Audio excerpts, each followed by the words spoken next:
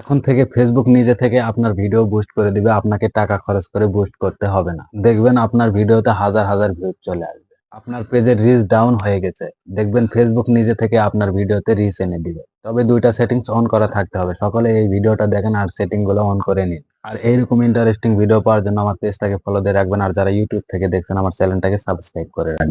তো আমি স্ক্রিনে চলে আসলাম, সোজা ফেসবুকে চলে আসবো। আপনারা প্রোফাইলেও এই কাজটা করতে পারবেন, আবার পেজের মধ্যেও করতে পারবেন, অবশ্যই করে নিবেন। তারপর উপরে প্রোফাইল আইকনে একটা ক্লিক করব, তারপর স্ক্রল ডাউন করে নিচে আসবো।